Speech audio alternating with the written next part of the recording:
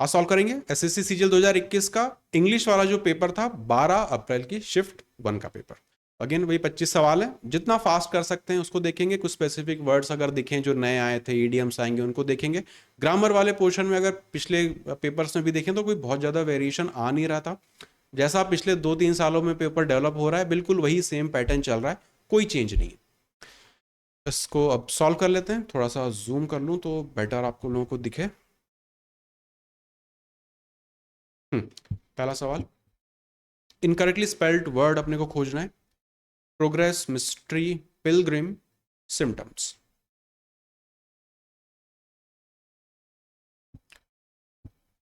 Symptoms लग रहा है आपको, क्या करेक्ट होगी स्पेलिंग? हाँ, कोविड सिम्टम्स से इसकी तो अच्छी खासी सबको प्रैक्टिस हो गई है। यहाँ पे सिम और यहाँ पे टी के जस्ट पहले पी आता है, सिम्टम्स होता है, वो पी उसमें बोलने चाल में आता नहीं है। तो फोर्थ वाला यहाँ पे करेक्ट हो। पिलग्रिम क्या होता है? पिलग्रिम तीर्थयात्री, पिलग्रिम करेक्ट। मिस्ट्री और प्रोग्रेस तो आपको पता ही है। नेक्स्ट, ग्रामेटिकल एरर इसमें आपको ढूंढना है। My older brother which you will meet later is a dentist. इसमें मुझे दो दिख रहे हैं, पता है। जो आप कह रहे हो विच, वो बिल्कुल सही है, एग्जाम में डेफिनेटली उसी को मार्क करना होता। एक छोटा सा एरर और है।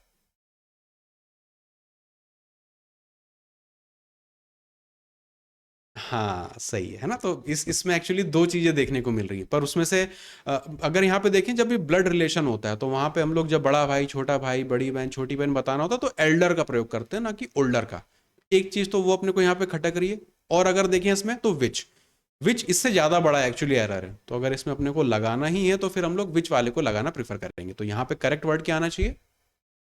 whom, my older brother whom I will meet later is a dentist, बिल्कुल करेक्ट। ऑप्शन नंबर 2 यहाँ पे हम लगाते हैं एग्जाम में, लेकिन जस्ट रेफरेंस के लिए कि यार इसमें भी प्रॉब्लम है ना। ये ग्रामेटिकली एल्डर होना चाहिए, माय एल्डर ब्रदर, मेरा बड़ा भाई, तो उसके साथ ओल्डर नहीं एल्डर यूज करेंगे। एसएससी में थ्रू आउट ये प्रॉब्लम रहेगी। इसमें अपन लोग कुछ नहीं कर सकते हैं ना। तो एसएससी कोई अपना ज्ञान टेस्ट नहीं कर रहा होता है, वो अपना कोई स्किल टैलेंट कुछ टेस्ट नहीं कर रहा होता है, जस्ट एक मेमोरी बेस्ड एग्जाम्स है। तो इसको अपने को फिर उसी तरह से टैकल भी करना है। एंटोनिम बताना है रिलाय का। रिलाय, जब भी ऐसे सवाल देखना तो ये जरूर पढ़ना है, सिनोनिम लिखा है कि एंटोनिम लिखा है, पूछा क्या है उन्होंने। मूव तो नहीं करेंगे अमर। रिलाय का इन चारों में से सिनोनिम कौन सा होता है?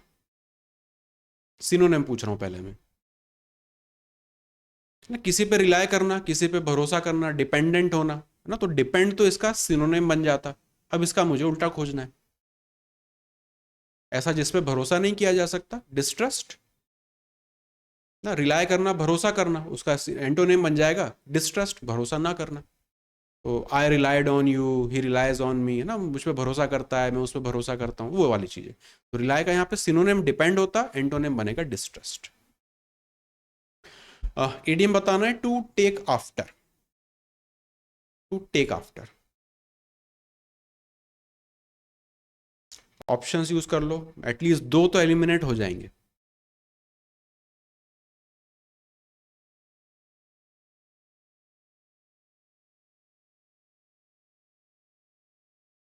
हाँ, कॉमन यही सबको लगेगा कि इसमें चेस समवन आना चाहिए। चेस समवन के लिए पता है करेक्ट क्या होता? To to go after. To go after होता है किसी के पीछे लगना, पीछे जाना, चेस करना। टू टेक आफ्टर का मतलब अलग होता है। तो उन्होंने ये जो पहला वाला ऑप्शन डाला बड़ा सही डाला है। मेरे हिसाब से 90-80% लोग यही लगाएंगे और वो गलत हो जाता है। टू टेक आफ्टर का मतलब ये सेकंड वाला होता है। कहते हैं कि वो अपने पिताजी जैसे दिखता है, वो अपनी माता जी जैसा दिखता है, इस तरह के जो जो बताना चाहते हैं कि अपीयरेंस उनका उनके जैसा है। तो टू टेक आफ्टर ये इस तरह का इडियम है ना। ये पहला वाला ऑप्शन उन्होंने बहुत अच्छा डाला है। मतलब बहुत लोग इसमें डूबे होंगे। ये तो सही बात है क्योंकि वो पढ़ के ऐसे ही लगता है टू टेक आफ्टर कि किसी के पीछे लगना, लेकिन उसका करेक्ट होता है टू गो आफ्टर। वो होगा फर्स्ट वाला ऑप्शन। टेक आफ्टर का मतलब होगा किसी के अपीयरेंस में सिमिलर होना। एक्टिव वॉइस बनाना है इसको। Hatred can be overcome by love, can be आ रहा है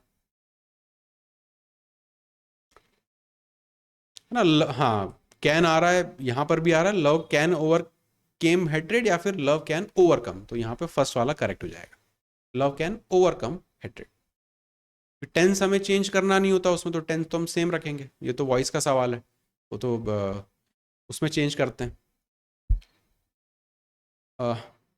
paragraph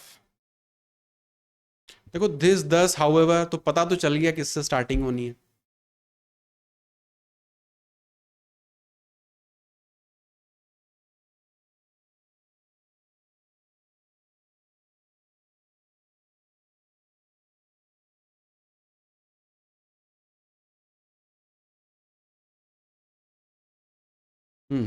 answer B C, Yogesh कह रहा है बी सी डी ए। ये तो बिल्कुल सही बात है कि बी से स्टार्टिंग होगी, क्योंकि दस दिस हाउएवर इनसे हम लोग नॉर्मली कोई पैराग्राफ शुरू करते नहीं है, कोई वर्ड इंट्रोड्यूस कराएंगे, कोई चीज इंट्रोड्यूस कराएंगे, फिर उसके बारे में बातें होती हैं, तो होना तो स्टार्ट बी से है। तो लद्दाख इज अ कोल्ड, तो पहले तो ऑप्शन ही एलिमिनेट कर लो, ये दोनों तो गए। बी, अमर को कह रहा है, अमर कह रहा है B C A D, Yogesh कह रहा है ऑप्शन 4, चेक कर लेते हैं। Ladakh is a cold desert with a low average annual rainfall. अगर पहले इस वाले सेकंड ऑप्शन को देखें, thus glaciers have been the main source of water for the people. However, when areas in Leh began to experience water shortages, life did not grind to a halt. This was because Chewang Norfel, a retired civil engineer, came up with the idea of artificial glaciers. तो यहाँ पे हम लोग क्या करेंगे, pair बनाएंगे words अपने sentences का। यहाँ पे लद्दाख कोल्ड डेजर्ट की बात हुई, रेनफॉल यहाँ पे एनुअल कम रहता है ये बताया, इसलिए ग्लेशियर्स जो है वहाँ का मेन सोर्स है, तो बी के बाद सी तो आना पड़ेगा, ये तो पेयर बन गया।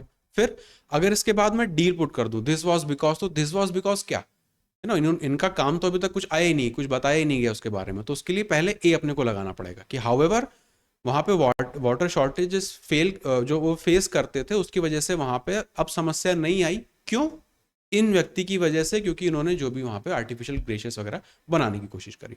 तो बी सी ए और डी सही पेयर बनेगा, ये ऑप्शन नंबर 2 यहाँ पे करेक्ट होगा।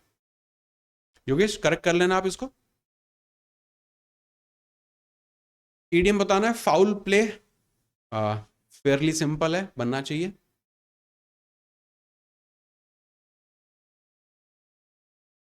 फाउल प्ले,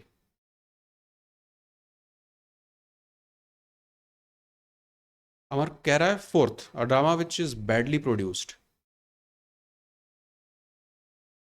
जैसे रहता है ना, कभी फुटबॉल का गेम देखो तो प्लेयर्स एक दूसरे के कभी कपड़े खींच लेते हैं, कभी पैर पे मार देते हैं, तो उनको रेड कार्ड मिलता है, येलो कार्ड मिलता है ना, क्यों मिलता है, वो फाउल प्ले के लिए, कि आपका बिहेवियर अच्छा नहीं था, आप ढंग से आपने चीज नहीं करी, इस तरह का कुछ।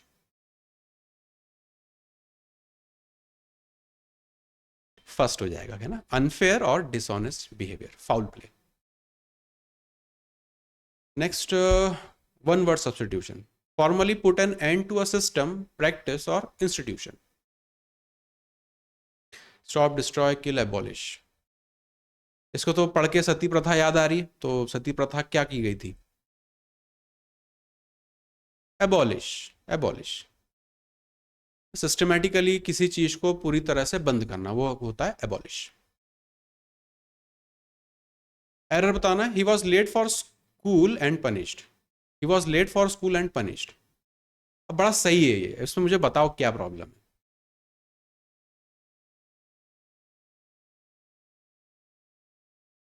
ही was late for school and punished, sense तो समझ में आ गया कि यार वो स्कूल लेट पहुंचा था इसलिए उसको पनिशमेंट मिला, लेकिन ये जो इंग्लिश में लिखा है ना, इसमें एरर है।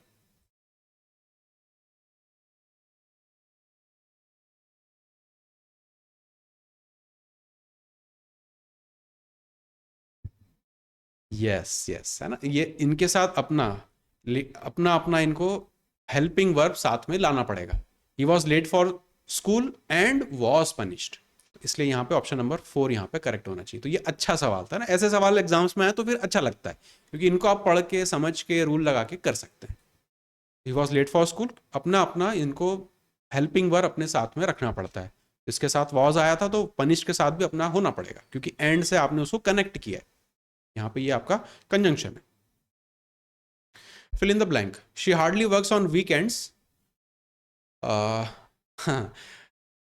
क्वेश्चन टैग का है लेकिन ये बहुत अच्छा सवाल है, क्यों अच्छा सवाल है अभी पता चलेगा जब आप लोग आंसर दोगे। अमर कह रहा है थर्ड होगा, योगेश कह रहा है फोर्थ होगा। योगेश फोर्थ क्यों होगा?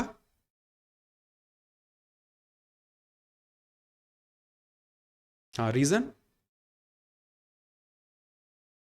आपने लगाया नेगेटिव क्वेश्चन क्वेश्चन टैग और अमर लगा रहा है पॉजिटिव क्वेश्चन टैग। कैसे डिसाइड होगा पॉजिटिव लगाएं कि नेगेटिव लगाएं?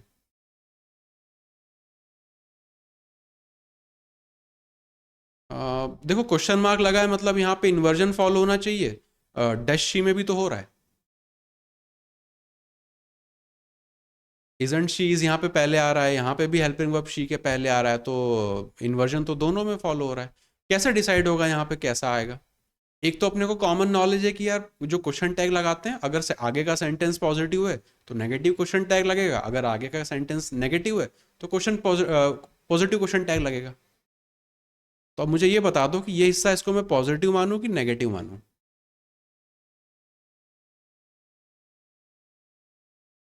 पॉजिटिव मानूं नेगेटिव? नेगेटिव क्यों नेगेटिव मानूंगा?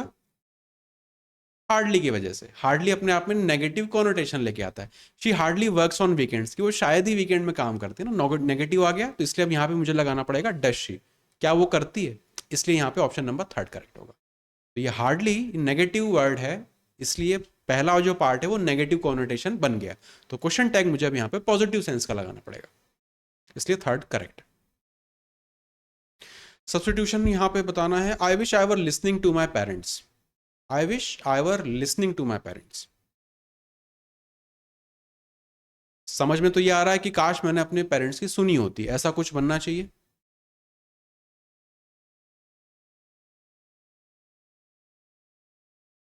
और कह रहा है नो सब्सटीट्यूशन।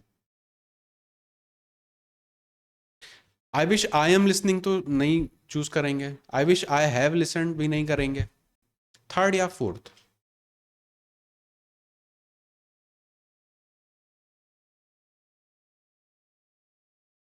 फोर्थ है ना, या तो फिर यहाँ पे मैं वॉज करता, I was, I wish I was, पर विश आ रहा है तो वर तो यूज करते हैं उसके साथ, लेकिन सेंटेंस का जो सेंस है कि काश मैंने अपने पेरेंट्स की सुनी होती, तो ये इस तरह के जो सेंटेंस है पास्ट में हम लोग इसको यूज में लेते हैं, तो मेरे हिसाब से यहाँ पे फोर्थ आना चाहिए।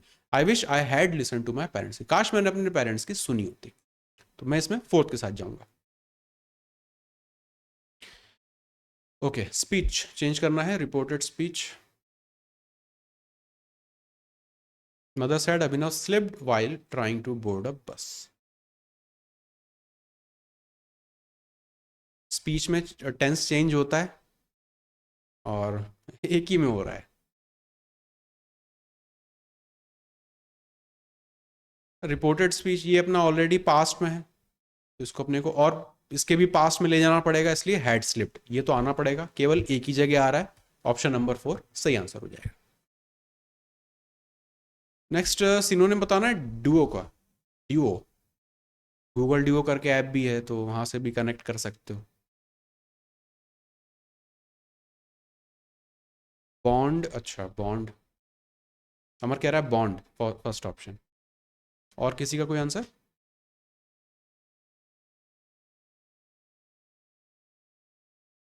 ड्यूओ जो है दो से रिलेटेड होता है, दो से रिलेटेड यहाँ पे पेयर, ऑप्शन नंबर टू। ये इसको टू से याद रख सकते हो। नेक्स्ट एरर बताना है, it was a surprising to receive the gift from my brother. पढ़ के अजीब लग रहा है, हाँ ना, यहाँ पे करेक्ट, ये बात सही है, यहाँ पे आर्टिकल जबरदस्ती लगा हुआ है। It was surprising to receive the gift from my brother, ये करेक्ट हो जाता है, यहाँ पे आर्टिकल का कोई काम नहीं है। इट वॉज अ सरप्राइजिंग कुछ नहीं होता, ये तो सेकंड वाले में एरर। नेक्स्ट इसमें एरर बताना है, the fisheries sector have grown significantly in the last 1 year। The fisheries sector have grown significantly in the last 1 year।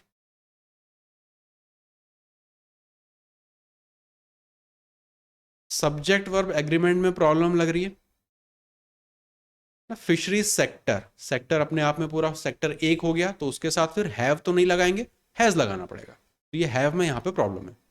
Option number one को यहाँ पे टिक करेंगे। करेक्ट सेंटेंस हो जाता the fisheries sector has grown significantly in the last 1 year. इसमें error बताना है। My house is more spacious than my sister. बढ़िया सेंटेंस है, बिल्कुल स्पेसिफिक लॉजिक पे बना हुआ है ये। एरर, हाँ है ना, कंपैरिजन आप किसका किससे करा रहे हो, वो यहाँ पे गड़बड़ है।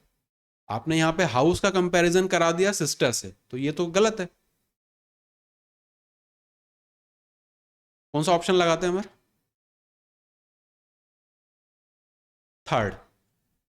थर्ड मेरे हिसाब से करेक्ट होगा। करेक्ट किस तरह से कर सकते थे? इसी सेंटेंस को अगर करेक्ट करना होता तो कैसे करते? माई सिस्टर्स हाउस, तो मेरे घर को मैं अपनी बहन के घर से कंपेयर करा रहा हूं। यहाँ पे जो सेंटेंस है वो घर को सिस्टर से कंपेयर करा रहा है, तो ये तो कंपैरिजन ही सही नहीं बैठता ना। तो ये अच्छे रूल पे, बिल्कुल डिफाइंड रूल पे बना हुआ है। पढ़ के सेंस अपने को समझ में आना चाहिए कि अच्छा, हाउस को हाउस से कंपेयर कराना है, हाउस को किसी पर्सन से, किसी दूसरी चीज से कंपेयर नहीं कराना। इसलिए माई सिस्टर्स हाउस, इस तरह से फिर वो करेक्ट हो जाता है। वॉइस चेंज करना है। Do you trust?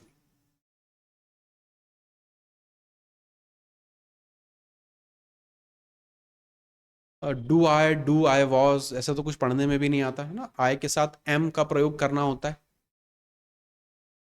और क्वेश्चन फॉर्मेट में रखना है तो फोर्थ वाला हो नहीं सकता। तो एक ही ऑप्शन बचा, first. Do you trust me, तो मी को पहले रखना है, तो am I trusted by you, option number first correct हो जाएगा।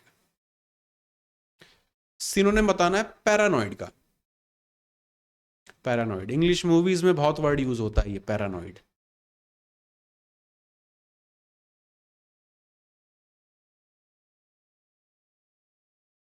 ऑप्शन यूज करके निकाला, सही।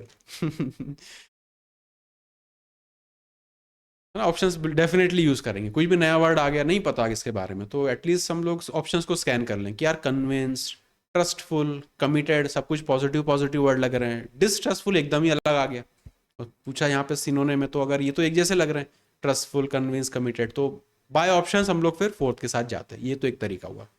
पैरानॉइड का मतलब होता है कि दो तरीके से इसको देखा जा सकता है। एक तो ये डिस्ट्रस्टफुल, कि भरोसा ना करना, और दूसरा थोड़ा सा मेंटल डिसऑर्डर, थोड़ा सा पागलपन से संबंधित में भी कई बार पैरानॉइड या पैरानोइया करके एक वर्ड होता है, उसका भी यूज करते हैं। तो फोर्थ बिल्कुल सही था, और तरीका भी बिल्कुल सही लगा है। Good. Next, one word substitution. Indifferent to pleasure and pen.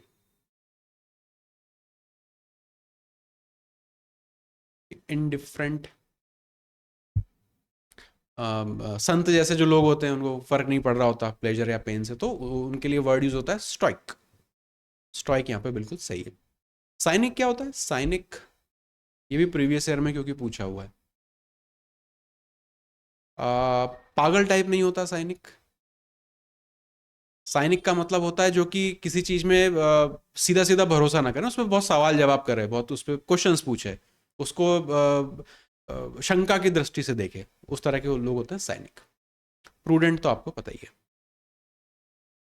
Next, antonym बताना है अप्पल का। Appal, alarm, assure, amaze, astound. एक इससे रिलेटेड वर्ड मुझे याद आ रहा है, अपालिंग। इसी से अपालिंग। अपालिंग का मतलब होता है हॉरिफिक। अब इस अपाल का क्या करें? Alarm, assure, amaze, अस्टाउंड।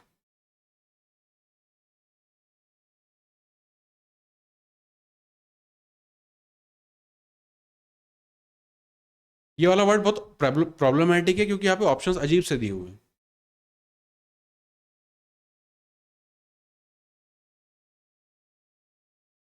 Amaze, astound, assure, alarm. कोई आइडिया लग रहा है इसमें? योगेश कह रहा है अलार्म्ड।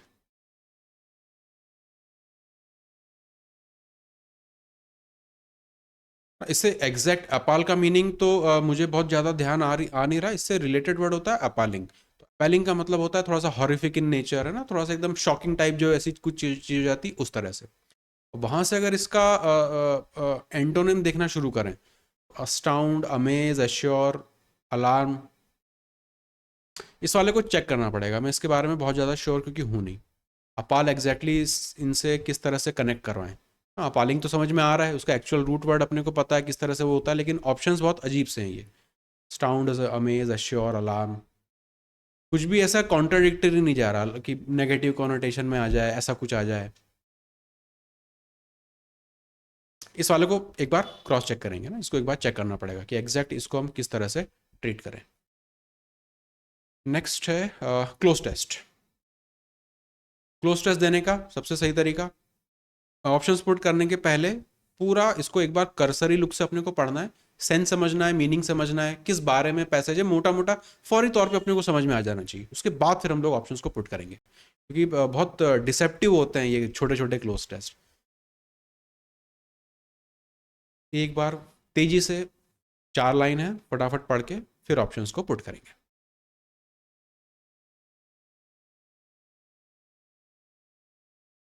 तो किसी बूढ़े व्यक्ति की बात हो रही है, बहुत ग्लूमी का मतलब है कि बहुत दुखियारा टाइप ऐसा रहता है, बहुत लोगों की शिकायतें करना और ये सब करना, खराब बैड टेम्पर्ड था, और वाइल, अगेन बहुत सारे नेगेटिव वर्ड्स आ रहे हैं उस ओल्ड मैन से रिलेटेड, मतलब उसके होने से विलेज में लोगों को उससे बहुत प्रॉब्लम थी। तो ये एक चीज अपने को फौरी तौर पे पैसे समझ में आ गया। अब इसके ऑप्शंस को पुट करेंगे।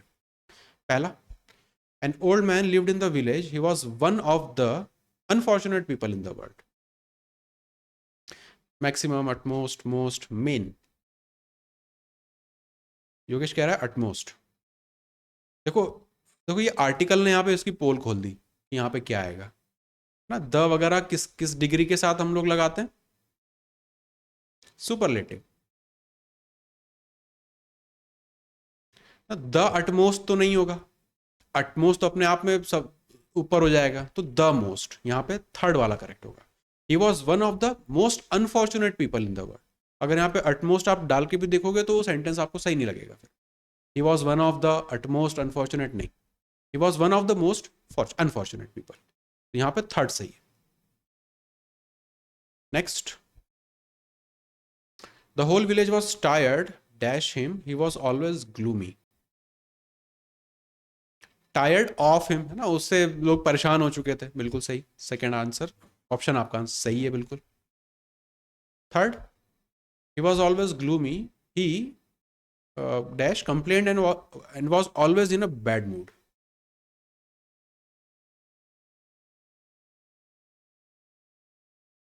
योगेश कह रहा है कॉन्स्टेंटली कंप्लेंट। मोस्टली, कॉमनली और साइक्लिकली ये दोनों तो डेफिनेटली एलिमिनेट करते हैं, डालते तो या वन या फोर में से। अब क्या कैसे डिसाइड करें इसको? He was always gloomy, he, अगर he mostly complaint and was always in a bad mood, या फिर he constantly complaint and was always in a bad mood. थोड़ा सा मुझे यहाँ ऑलवेज से हिंट लग रही है।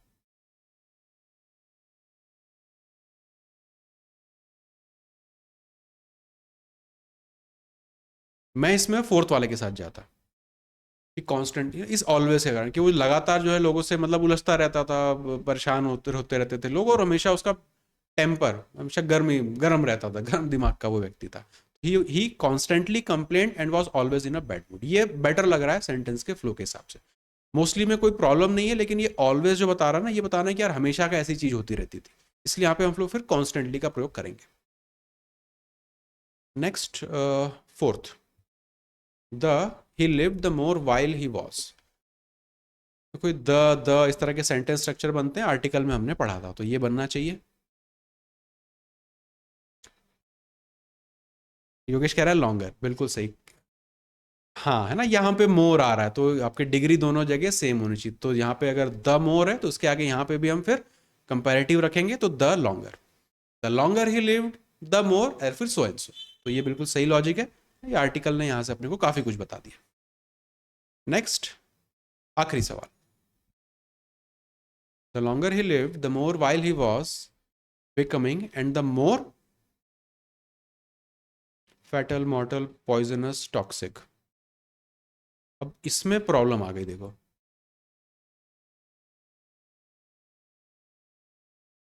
है ना? हाँ, फर्स्ट से सेकंड तो नहीं होगा। सेंस तो अपने को समझ में आ गया कि जो है वो उसके जो कह सकते हैं कि जो बोल चाल थी, उसकी जो भाषा थी वो बिगड़ती जा रही थी, लोगों के प्रति अच्छा शब्द अच्छे से बात नहीं करता था, अच्छे शब्दों का प्रयोग नहीं करता था। सेंस बिल्कुल क्लियर है।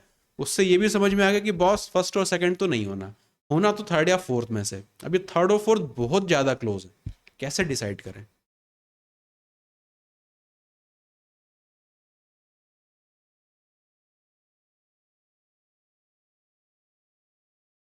ये दोनों लॉजिक आप लोग सही दे रहे हो एक्चुअली। वर्ड्स अब यहाँ पे सेंस बिल्कुल सही बैठा रहा है, आप दोनों में से कोई भी वर्ड डाल दो कोई फर्क नहीं पड़ रहा, सेंस वही आ रहा है कि भाई इंसान के शब्द कोई जहरीले तो होते हैं, मतलब उसको तो मेटाफोरिकली कहते हैं जहरीला, जहरीले शब्द है का मतलब कि बहुत कटु शब्द है। तो कटु के लिए आप पॉइजनस भी यूज कर सकते हो, टॉक्सिक भी यूज कर सकते हो, दोनों एक ही बात बता रहे होते हैं। अब यहाँ पे ये ऑप्शंस देके एसएससी ने अपने को फंसा दिया, और यहाँ पे हो गया 50-50 वाला चांस, है ना? तो केबीसी बन गया अभी। अब इसमें क्योंकि दोनों तरीके से लिखे जाते हैं, टॉक्सिक भी होते हैं, पॉइजनस भी होते हैं, आप कई जगह देखेंगे दोनों तरह के लिखे हुए मिलते हैं। तो ऐसे अब यहाँ पे राम भरोसे हो गई अपनी नैया कि एसएससी ने जो टिक करा होगा, अगर आपने वही टिक किया था तो सही हो जाएगा, अदरवाइज नहीं। क्योंकि वर्ड्स के साथ टॉक्सिक लिखा हुआ बहुत कॉमन है, तमाम जगह देखने को मिलेगा, कई जगह पॉइजनस भी लिखा हुआ मिल जाता है। तो यहाँ पर डिसाइड नहीं कर सकते, एग्जाम में अगर होते तो फिर तुक्का ही मानना पड़ता, और कुछ नहीं कर सकते इसमें। ऐसे ऑप्शंस फंस जाते हैं। ऊपर भी एक दो सवाल थे, वहां पे ऑप्शंस इसी तरह के आ रहे थे कि डिसाइड ही नहीं हो पा रहा कि हम लोग कैसे उसको करें। इसलिए हमेशा कोई भी एग्जाम में कैसा भी पेपर हो, अगर 25 क्वेश्चन हैं टीयर 1 में आप दे रहे हो, तो हमेशा एक्सपेक्टेड है कि उसमें 2 से 3 सवाल ऐसे होंगे जो बाय नेचर इस तरह के होंगे, है ना? बहुत आसान है, इसमें समझने में कोई प्रॉब्लम नहीं आ रही कि यहाँ पे क्या सेंस आना है। ये वर्ड भी हम इजीली पुट कर सकते थे यहाँ पे, लेकिन दो उन्होंने ऐसे वर्ड दे दिए कि दोनों डाल सकते हैं। कोई उसमें कोई मेजर चेंज नहीं है, उससे कोई बहुत ज़्यादा सिग्निफिकेंट डिफरेंस क्रिएट नहीं हो रहा। तो ये फिर इस कैटेगरी में हम लोग आ गए। तो एग्जाम में ये डील करना पड़ेगा ना, ये एक्चुअल पेपर है, तो जिनका शिफ्ट रहा होगा उन्होंने ये फेस किया होगा, उनको भी सेम प्रॉब्लम हो रही होगी जो आज हमें हो रही। तो अगर ऐसा पेपर्स को आपको रेडी रहना है, है ना? पेपर देने के बाद मेरे को ये नहीं सोचना है कि अरे टफ था, ऐसा था, वैसा था। ऑब्वियस सी बात है, 25 सवालों में 2-3 सवाल भी अगर टफ ना आया तो फिर क्या पेपर रहा वो, है ना? उसमें तो फिर सभी स्कोर कर डालेंगे। तो कुछ सवाल ऐसे रहेंगे, इसको एसएससी की गलती हम मान सकते हैं, पर हम उनसे लड़ नहीं सकते। तो जो भी चीज़ है उसको फेस वैल्यू पे लेके हाथ जोड़ेंगे, आगे बढ़ जाएंगे।